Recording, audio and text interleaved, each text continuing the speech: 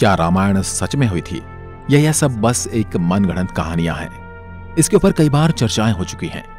कई लोग हैं जो इसे सच मानते हैं, लेकिन कई ऐसे भी लोग हैं जो आज कहते हैं कि यह सब एक मनगढ़ंत कहानी है, क्योंकि ऐसा हो ही नहीं सकता। लेकिन आज की वीडियो रामायण को काल्पनिक मानने वालों को हिलाकर रख सकती है। आज हम आपको वैज्ञानिक रिसर्च के कुछ ऐसे सबूत दिखाएंगे जिन्हें देखने के बाद आप ये मानने को मजबूर हो जाएंगे कि रामायण बस एक धार्मिक किताब और मनगढ़ंत कहानी नहीं है, बल्कि रामायण सच में हुई थी और श्री राम, रावण, हनुमान जी ये सब सच में मौजूद थे। और यही सब बातें जानने के लिए इस वीडियो के अंत तक जरूर बने रहें। आप इतिहास का नॉलेज लेने के लिए इस चैनल को सब्सक्राइब कर सकते हैं। रामायण भारत के सबसे प्रसिद्ध ग्रंथों में से एक है। भारत में रामचरितमानस का पाठ पूरी आस्था के साथ होता है। महर्षि वाल्मीकि द्वारा रामायण में भगवान राम की संपूर्ण जानकारी लिखी गई है। और लेकिन कुछ लोग भगवान के होने पर ही सवाल उठाते हैं और रामायण को केवल कहानियों से भरी किताब मानते हैं। रामायण के अनुसार भगवान राम ने अधर्मी रावण को मारकर धर्म की स्थापना की थी। ज्यादातर लोगों का सवाल होता है कि क्या भगवान राम वाकई धरती पर पैदा हुए थे? क्या वास्तव में रावण के 10 सिर और 20 भुजाएं थी? क्या हनुमान जी अपनी इच्छा से अपना रूप बदल सकते थे? और इन सब बातों की वजह से ही कई लोग रामायण को झूठ समझते हैं। मगर आज हम वैज्ञानिक अध्ययनों के आधार पर सिद्ध कर देंगे कि रामायण में वर्णित घटनाएं पूर्णतया सत्य हैं। नंबर 1, रामायण कालीन हवाई अड्डे। जितना हम रामायण को भारत में मानते हैं, उतना या फिर कहूं कि उससे भी ज्यादा श्रीलंका में माना जाता है। और इसीलिए श्रीलंका में रामायण अनुसंधान टीम ने रावण के रामायण काल के 4 हवाई अड्डे खोजने का दावा किया है। पिछले 9 वर्षों से यह ऑर्गेनाइजेशन श्रीलंका के कोने कोने की छानबीन कर रही थी। यहाँ उन्हें कई जानकारी और अवशेष मिले, परंतु 4 सालों में लंका के दुर्गम स्थानों की खोज के कारण रावण के 4 हवाई अड्डे हाथ लगे। रामायण अनुसंधान टीम के अध्यक्ष अशोक कैंट का कहना है कि रामायण की लंका वास्तव में श्रीलंका की है। यहाँ उसान गोड़ा, गुरुलोपोथा, तोतुपोलाकंदा और बरियापोला नामक 4 हवाई अड्डे मिले हैं। और इन्हें हवाई अड्डों से रावण पुष्पक विमान को आसमान में उड़ाता होगा। और यह हवाई अड्डे न सिर्फ ये बताते हैं कि रामायण सच में हुई थी, पर ये भी बताते हैं कि उसमें लिखी गई सारी बातें जिन पर हमें यकीन नहीं होता, वो भी सच है। नंबर 2, रावण का महल। रामायण के अनुसार रावण सोने की लंका में रहा करता था, जिसे हनुमान जी ने जला दिया था। श्रीलंकन गवर्नमेंट को श्रीलंका में एक ऐसा महल मिला है और यह दावा है कि यह महल रामायण काल का है। इस महल से कई सीक्रेट रास्ते निकलते हैं जो उस महल को शहर के अलग अलग जगह से जोड़ता है। लेकिन जब रिसर्च टीम ने इन पर रिसर्च की तो पता चला कि गुफाएं नेचुरल नहीं बल्कि किसी समय ने इंसानों द्वारा बनाया गया था। श्रीलंकन हिस्ट्री के अनुसार रावण शहर के अलग अलग हिस्सों में अचानक से ही प्रकट हो जाया करता था और पलक झपकते ही उन हिस्सों से गायब होकर अपने महल में पहुंच जाता था। इसलिए जानकारों का मानना है कि रावण इन्हीं गुप्त रास्तों का इस्तेमाल किया करता था। अब इतने बड़े एविडेंस को हम कैसे नकार सकते हैं? नंबर 3, अशोक वाटिका के सबूत। रामायण के अनुसार रावण ने माता सीता का हरण करके उन्हें अशोक वाटिका के अंदर रखा था। कहा जाता है कि अशोक वाटिका रावण का सबसे पसंदीदा स्थान था। ये जगह इतनी रहस्यमयी थी कि हनुमान जी इसे आसानी से ढूंढ नहीं पाए थे। मगर हैरानी की बात तो ये है कि वह अशोक वाटिका आज भी श्रीलंका में मौजूद है। ऐसा माना जाता है कि एलिया पर्वत की एक गुफा में माता सीता को रखा गया था, जिसे सीता एलिया नाम से जाना जाता है। यहाँ सीता माता का एक मंदिर भी है जिसे विरांग टोक कहते हैं और वही आंगना से 10 किलोमीटर की दूरी पर है। यहीं पर सीता जी का अपहरण कर पुष्पक विमान को उतारा गया था। मगर यहाँ पर जिस बात ने सबसे ज्यादा चौंकाया वो यहाँ मौजूद पेड़ है। रामायण ग्रंथ में इस बात का जिक्र मिलता है कि अशोक वाटिका में अशोक के वृक्ष बहुत ज्यादा थे, इसलिए इसका नाम अशोक वाटिका रखा गया था। अब जैसा रामायण में इस वाटिका के बारे में कहा गया था, वैसा आज यह गार्डन है, जो कि इसे हम रामायण कालीन एक सबूत मान सकते हैं। नंबर 4, द्रोणगिरी पर्वत। दोस्तों, रामायण में लिखा हुआ है कि युद्ध में जब मेघनाद द्वारा लक्ष्मण जी मूर्छित हो गए थे, उनकी जान बचाने के लिए संजीवनी बूटी की जरूरत पड़ी, जिसके लिए जड़ी बूटी लाने का है जिम्मा हनुमान जी को दिया गया था। तब हनुमान जी संजीवनी बूटी लाने के लिए द्रोणगिरी पर्वत पर गए थे।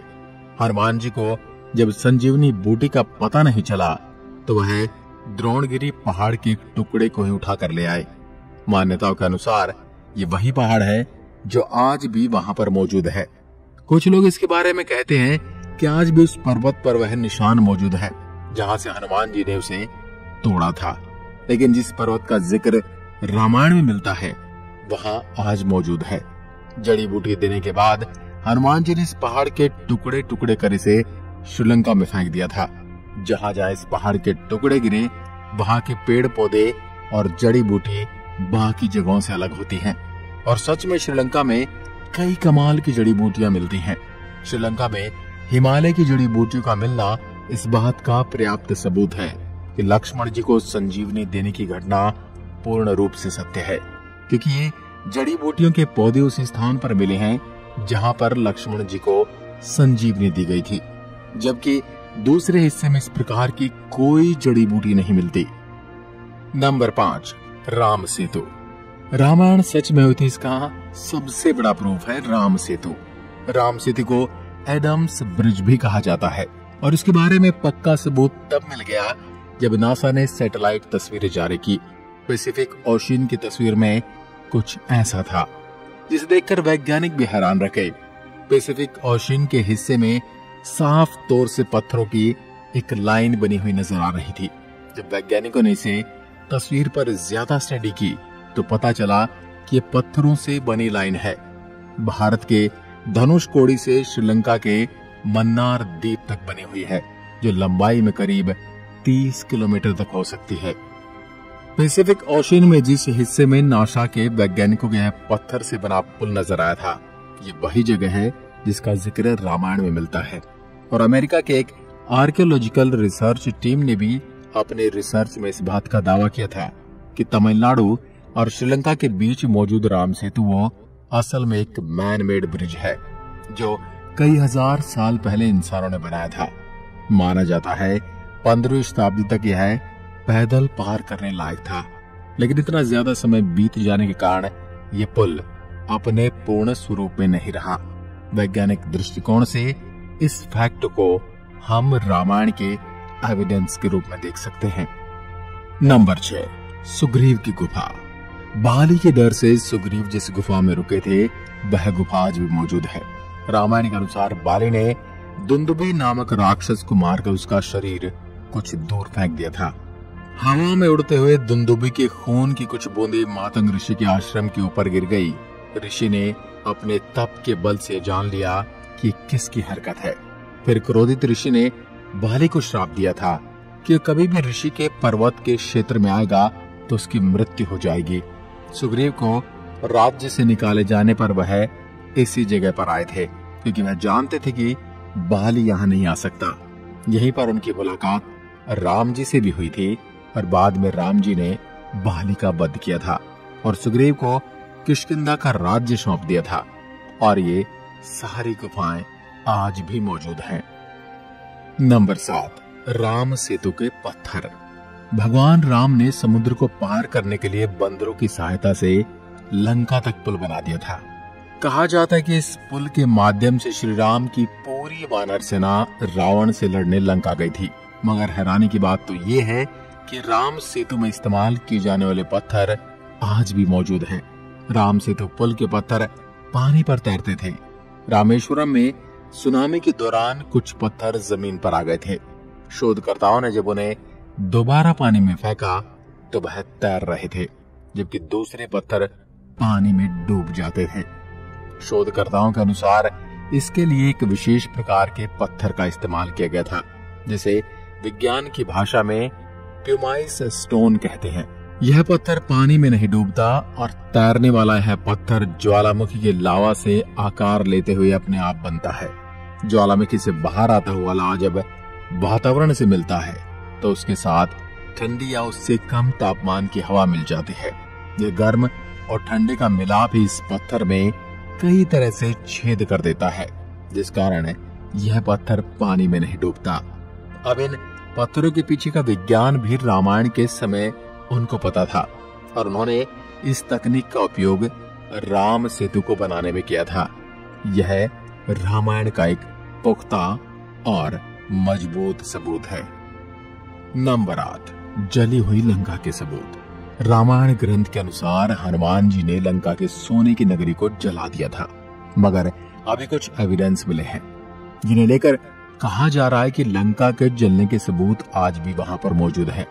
जिस जगह पर श्रीलंका को जलाया गया था वहां की मिट्टी आज भी काली है, जबकि उसके आसपास की मिट्टी का रंग वैसा ही है जैसा कि नॉर्मली मिट्टी का होना चाहिए। बस इतने से इलाके में ही काली मिट्टी मौजूद है, जो कि जली हुई लंका के सबूत को बताती है। इस बात को भी हम एक इत्तेफाक कहकर टाल नहीं सकते। अब जब आपको इतने सारे प्रूफ दिए जा रहे हैं, यहाँ तक इतने सारे प्रूफ कोई इत्तेफाक नहीं हो सकते, तो इसलिए यही साबित होता है कि रामायण सच में घटित हुई थी। आपका क्या विचार है, हमें कमेंट में लिखकर जरूर बताएं। एक बार फिर मिलते हैं एक और ऐसी दिलचस्प वीडियो के साथ। तब तक के लिए नमस्कार। जय हिंद, जय भारत, जय श्री राम।